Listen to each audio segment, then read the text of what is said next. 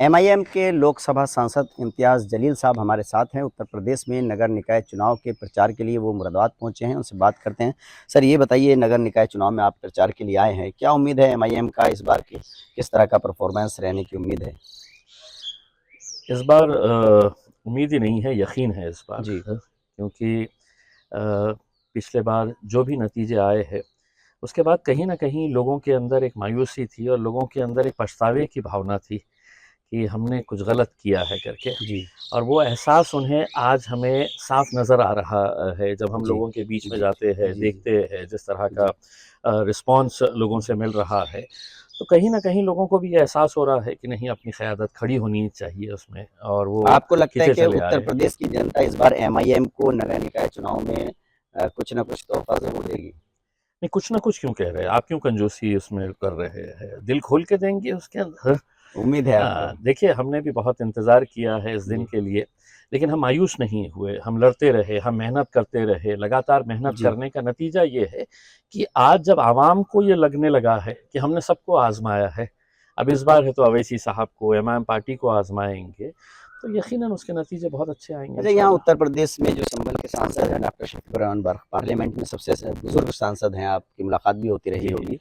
और उन्होंने कहा है कि पार्टी में उनको सम्मान नहीं मिल रहा है, समाजवादी पार्टी में, और पार्टी जब चाहे उन्हें निकाल दे। वो डरने वाले नहीं हैं, डरते नहीं हैं, वो जनता के लिए काम करते हैं।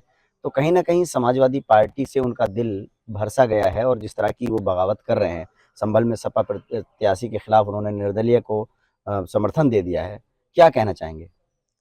देखिए, ये बात सही है कि दूसरी पार्टियों में और एमआईएम के अंदर क्या फ़र्क है। जी। ये आप अगर एमआईएम के स्टाइल ऑफ फंक्शनिंग अगर देखेंगे और दूसरी पार्टियों का, जी। तो वहाँ पे ऐसा होता है कि एक राजा होता है और उसके नीचे जो है, वो आप कितने भी बड़े लीडर रहे, आपकी हाँ। उम्र क्या है, ये कोई हाँ। मायने नहीं रखती ये है। आपको क्या ट्रीटमेंट दिया जाता है, क्या वो कहना देखा चाहेंगे जाता बर्क साहब से?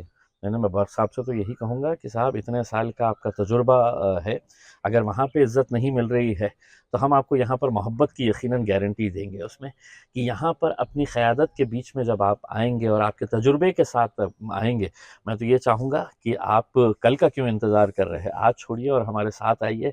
हम दिल खोल कर, हम अपनी बाहें पसार कर आपको है तो बड़ी इज़्ज़त के साथ, एहतराम के साथ, पूरे जी। खुलूस के साथ हम कबूल करेंगे। आप और दावत अब ये दे रहे वक्त हैं आया है, मैं ये समझ रहा जी। हूँ, मैं सिर्फ बर्क साहब को ही नहीं दे रहा जी। हूँ, मैं ये कहना चाहता हूँ कि आज मुल्क के जो हालात है, हुँ। उसका मसला यही है कि अगर हम अपनी क़यादत को अगर खड़े नहीं कर पाए, तो इस जुल्म और सितम के दौर के अंदर क्या हो रहा है और क्या होने वाला है।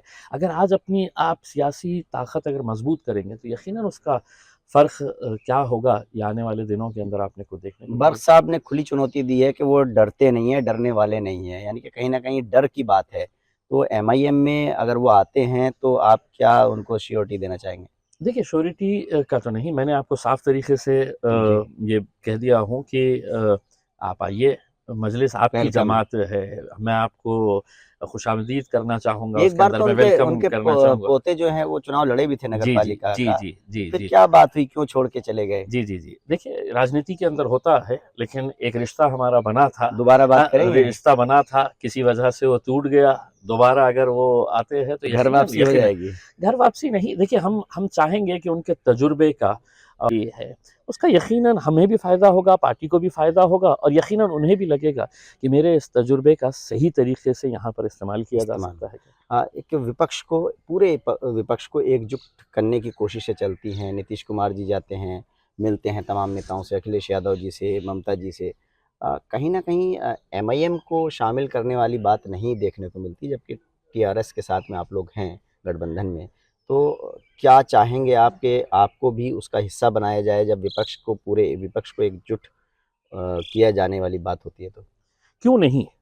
मतलब सवाल ये पैदा होता है कि अगर आप इस बात का आकलन अगर लगाया जाएगा जी। कि कौन-सी राजनीतिक पार्टी ये है जो जी। पूरी मजबूती के साथ भारतीय जनता पार्टी को सिर्फ हराना नहीं चाहती है, इस मुल्क से ख़त्म करना चाहती है, तो वो मजलिस-ए-इत्तेहादुल मुस्लिमीन है। जब हम इतनी ताकत के साथ है तो भाजपा के खिलाफ खड़े रहना चाहते हैं, तो ये जो सियासी पार्टियां आज एकजुट हो रही है, उन्हें हमसे परहेज़ क्यों है? हुँ। इसलिए परहेज़ है जी। उन्हें कि चाहे वो समाजवादी पार्टी हो, या बिहार के अंदर लालू जी की पार्टी जी हो या महाराष्ट्र में शरद जी पवार साहब की पार्टी हो, जी। इन्हें मुसलमानों के वोट चाहिए, एक कम्युनिटी के वोट चाहिए, इनकी लीडरशिप नहीं अगर वो ऑफर चाहिए। करते हैं तो आप लोगों को तो परहेज नहीं होगा ना।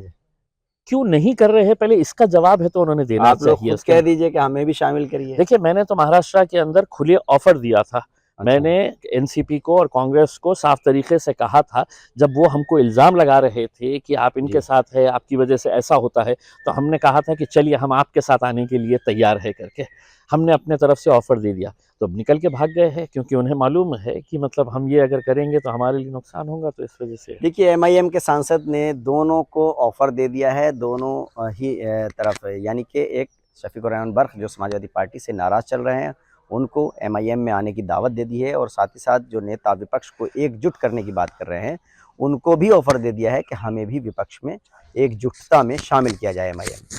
Ubaidur Rahman, ABP news network, Moradabad.